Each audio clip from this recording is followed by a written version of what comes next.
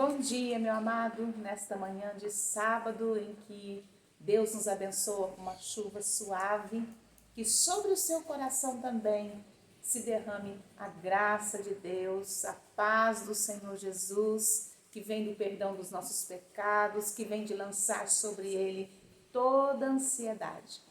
Nós vamos adorar ao Senhor nesse momento, cantando um cântico 578 do cantor cristão, Sonda-me, ó Deus.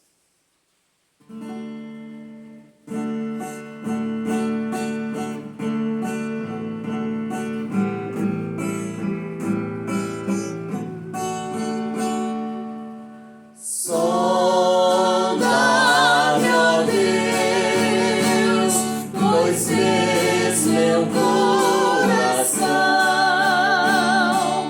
Prova-me a parte, peço em oração. De todo mal, liberta-me, Senhor, também das transgressões que oculta for. Vem me limpar dos vis pecados meus, conforme prometeste, meu bom Deus. Faz-me arder e consumir de amor, pois quero te magnificar, Senhor. Todo meu ser que já não chamo meu, quero gastá-lo no serviço teu. Minhas paixões tu podes dominar, ó Santo Deus, vem sempre em mim estar.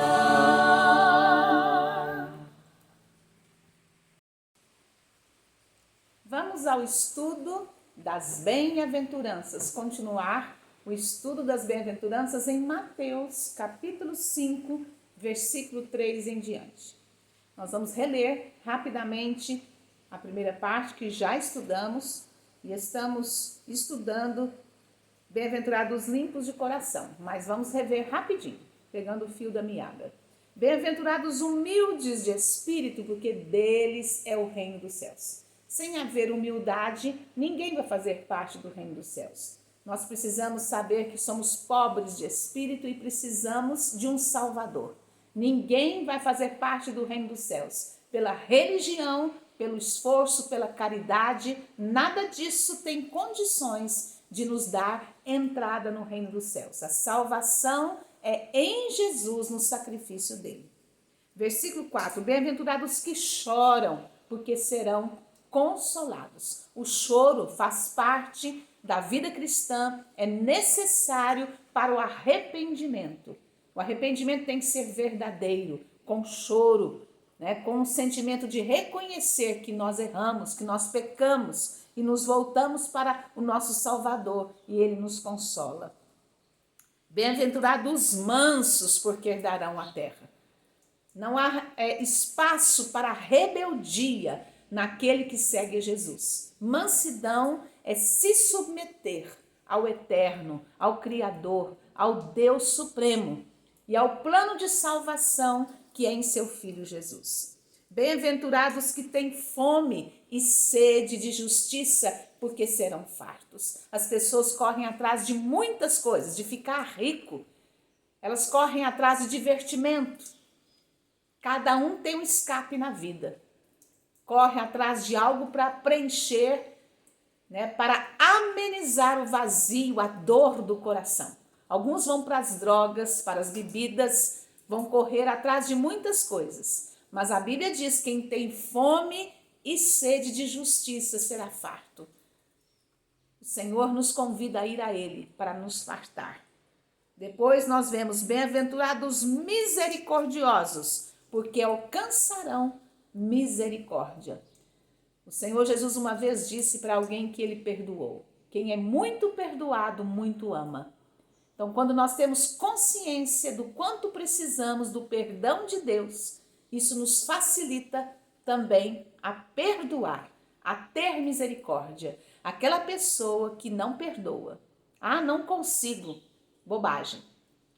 Você consegue sim, basta decidir.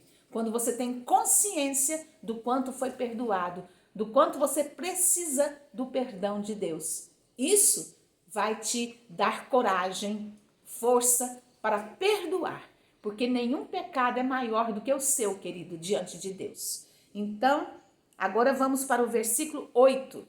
Bem-aventurados limpos de coração, porque verão a Deus. A Bíblia nos diz que sem santificação ninguém verá a Deus. A Bíblia diz que sem derramamento de sangue não há remissão de pecados. Então, primeiro, né, aí nós vemos que é necessário o sangue de Jesus para nos purificar. E segundo, a nossa cooperação com Deus. A Bíblia nos manda desenvolver a nossa salvação. Jesus fez o sacrifício uma vez por todas eficaz, mas cabe a nós valorizar o que Jesus fez. É preciso cooperar com Deus, viver em Deus, seguir Jesus, andar no caminho. Então vamos hoje continuar essa parte, né, das bem-aventuranças do versículo 8. Nós estamos estudando com Russell Shedd a felicidade segundo Jesus. Então vamos ver o que Russell Shedd tem para nós nesta manhã. É um servo de Deus que escreveu esse livro, estudando as bem-aventuranças, que já partiu para a glória e deixou conosco muitos ensinos. Então nós vamos aqui acompanhar e continuar o estudo das bem-aventuranças. Para ser limpo de coração, a palavra de Deus diz assim, 1 Pedro 1:22. Tendo purificado a vossa alma pela vossa obediência à verdade. Não existe vida em Deus sem obediência. Né? Como nós dissemos, primeiro você tem que reconhecer que é pecador, você tem que aceitar o plano de salvação. E uma das partes, né, desse ser limpo de coração é se dispor a obedecer. Nós não somos perfeitos, mas se houver em nós a vontade de obedecer. E toda vez que nós pecarmos, como a Bíblia diz, filhinhos, não pequeis. Mas se todavia alguém pecar, temos advogado junto ao Pai, Jesus Cristo justo. Pecar deve ser um acidente. Nós podemos pecar assim, pode acontecer de nós pecarmos, porque somos pecadores, vamos lutar com o pecado até o dia que o Senhor nos chamar pela morte ou pela vinda de Jesus. Mas não porque queremos pecar, não porque estamos desleixados, relaxados e vamos pecando sem se importar com o que Deus sente, com o que Deus pensa. E é bom lembrar, meu querido, que o pecado é, em primeiro lugar, contra Deus. É uma rebeldia contra Deus, entristece o Espírito Santo. É errar o alvo, é fazer algo que não é para nós fazermos. Então, a Bíblia diz, depois de receber purificação pelo sangue de Jesus, tendo purificado a vossa alma, pela vossa obediência à verdade. Então, o passo seguinte, né, o caminho, é dispor a obediência.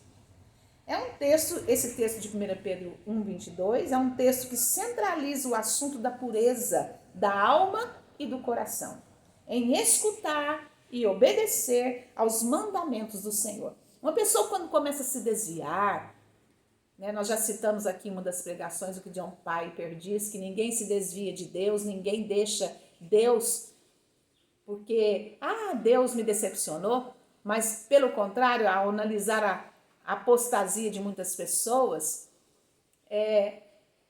a pessoa se desvia porque coloca o coração em outra coisa. Quando a pessoa começa a ficar muito ligada em dinheiro, né, muito inquieto por divertimentos, e em vez de ir para a oração, se acalmar em Deus, lançar sobre a ansiedade, vai encher a cara, vai se drogar, né? Fica correndo atrás de algo para preencher, não tem tempo para Deus, ela já está se desviando. Cuidado, meu querido, volte antes que seja tarde. A Bíblia diz assim o seguinte: volta ao teu primeiro amor. A pessoa que está morna na fé, ela já está a um ponto de se desviar. Uma hora ela vai se desviar. Então é preciso voltar ao primeiro amor. A nossa vida com Deus tem que ser intensa, de paixão. E a gente se apaixona cada dia que a gente busca. A gente busca o tempo todo, fala o tempo todo, porque Deus, além de ser Deus para nós, supremo, é a quem nós obedecemos, diante de quem nós nos prostramos, a quem nós tememos, servimos com temor e tremor, Ele também é um amigo fiel. Então, meu querido, obedecer a Deus é um prazer. E nós temos que vigiar. Vigiar, porque a nossa carne, ela sempre quer mais, e ela se satisfaz com coisas passageiras, momentâneas, satisfação momentânea, ilusória. Mas ela é preguiçosa, nossa carne é preguiçosa. Ela não quer orar, ela não quer se dispor a obedecer, porque há um esforço nosso também nisso. Então, é preciso, para ter uma vida limpa, eu creio que acima de tudo, reconhecer o valor de Deus, quando você dá valor a Deus. Por que uma pessoa trai o seu marido? Porque ela não valoriza. O marido perdeu o valor para ela, né? E apesar de que eu acho que o que segura, né, vejo assim como cristã, o que segura uma pessoa num casamento, nem é o marido, é o temor a Deus, são princípios. É a aliança que nós fizemos com o nosso marido. Porque ninguém tem um casamento perfeito. Ninguém se casa com a pessoa perfeita. Então a gente precisa escolher valorizar o nosso marido, escolher trabalhar o amor todos os dias. E isso a gente faz por aliança com Ele, faz por temor a Deus. Então é a mesma coisa com Deus. A gente já tem dito, né? Que nós cremos, aquilo que a Bíblia diz, que o nosso relacionamento com Deus tem muito a ver, é comparado ao relacionamento de um homem com a mulher, que precisa ser cada dia trabalhado, cultivado. Pedro não se refere a essa obediência a um legalismo farisaico, mas a sujeição à verdade do Evangelho. A lei dos mandamentos, né, ela foi cumprida por nosso Salvador na cruz perfeitamente. E suas penalidades, né, foram levadas sobre ele. Mas a lei do Espírito continua em pleno vigor.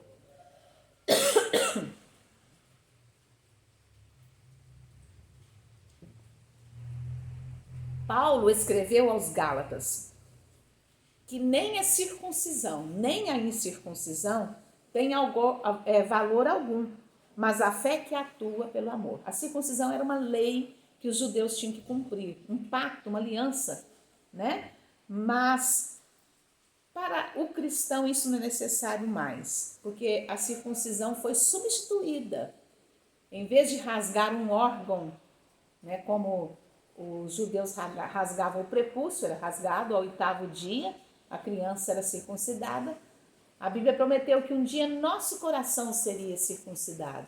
Isso aconteceu com a descida do Espírito Santo com Pentecostes. Então, essa lei se cumpriu no Pentecostes, no batismo com o Espírito Santo, né, na nossa vida no Espírito Santo. Então, quando a lei se cumpre, ela não precisa mais ser obedecida. Assim como os animais que eram oferecidos no Antigo Testamento não são mais oferecidos na adoração, porque o Cordeiro perfeito já veio.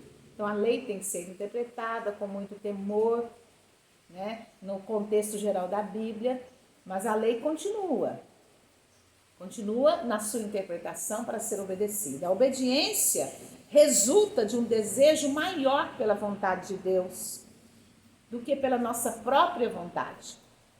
Quando obedecemos ao nosso Pai, descobrimos, como crianças obedientes, a satisfação extraordinária da comunhão e da aceitação. Experimentamos a união alegre com Ele. A obediência por fé refere-se à regeneração que Deus opera naqueles que creem. Aqueles que creem, que valorizam o Evangelho, valorizam o sacrifício de Cristo, têm prazer em obedecer. Crer implica sempre em obediência, uma vez que nosso Salvador, o Cristo ressurreto, é o Senhor e o Rei exaltado. Se realmente cremos que Ele é nosso Senhor, não podemos deixar de conhecer a sua vontade, nem de fazê-la. Nesta última metade do século XX, surge uma teologia que sustenta a posição de não se exigir nenhuma obediência. Argumenta-se que Jesus morreu para nos salvar pela fé e não por obras, ou seja, pela obediência. Segundo essa teoria, é possível optar por um Cristo Salvador sem necessidade de aceitar o seu senhorio sobre a vida. Essa experiência não é rara.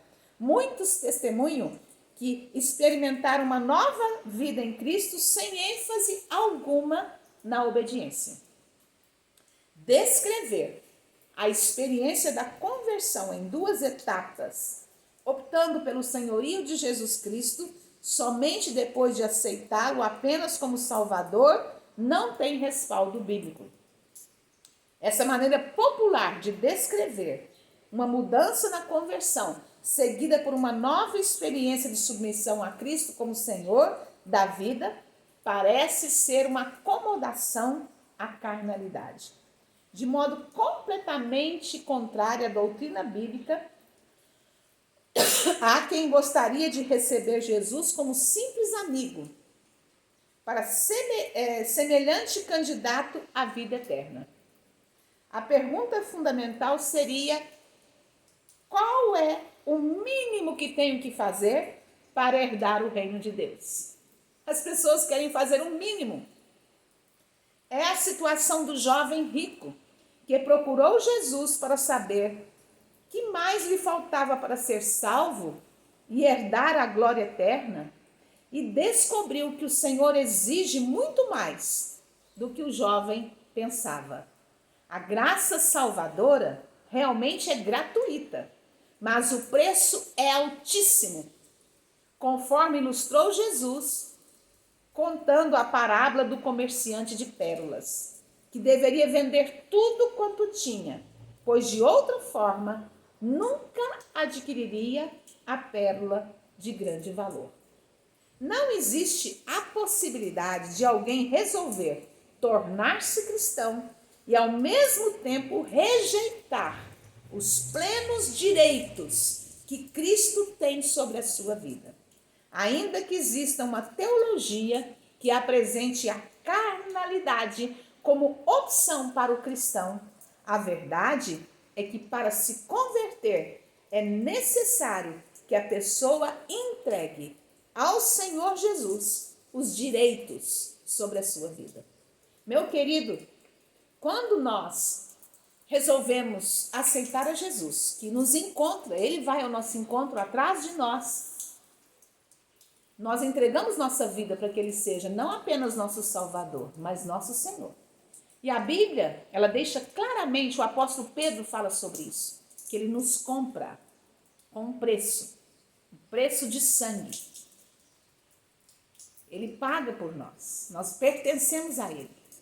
E é um prazer servir a um Senhor que deu a vida por nós. Um Senhor que nos oferece nele o consolo, a vida eterna, o perdão, tudo que nós precisamos. Não existe um coração limpo sem obediência. Se iludir que eu vou ter o meu coração limpo para depois pecar à vontade, não é o que a Bíblia ensina. Deus limpa o nosso coração. Ele nos dá a chance de agora de mudança de vida. Ele muda o nosso coração para viver para Ele, para viver em santidade. A santidade faz bem, querido. Muita gente diz, eu estou fazendo isso por causa daquilo, querendo explicar o seu pecado. Mas eu te digo, querido ouvinte, que você está fazendo isso, você está pecando, você está em rebeldia contra a palavra de Deus. Sabe por quê? Por egoísmo, amor próprio, em vez de amar a Deus. Você tem a sua vida como seu ídolo. Você pode não adorar outras coisas, mas você tem os seus desejos em primeiro lugar. Que Deus te ajude, querido, porque isso pode te levar à perdição eterna. Por não ter Jesus como Senhor e Salvador. Ele não é digno disso. Ele é digno de que obedeçamos. Ele é Senhor e Deus. Vamos orar. Pai, muito obrigado por nos encontrar em Jesus. Nos oferecer o sangue derramado na cruz do Calvário como suficiente e eficaz para perdoar os nossos pecados. Como permaneceremos no pecado depois de encontrar a Jesus? Depois de morrer com Jesus? Pai, agora o nosso prazer é andar em obediência, mesmo que isso seja difícil, porque ainda estamos na carne. Senhor, queremos colocá-lo acima de todas as coisas, dos nossos desejos, dos nossos prazeres. Nós queremos colocá-lo acima de tudo, porque Tu és digno. Seria loucura, Senhor, viver para o dinheiro. Seria loucura deixar que algo vá tomando o seu lugar, amornando a nossa fé.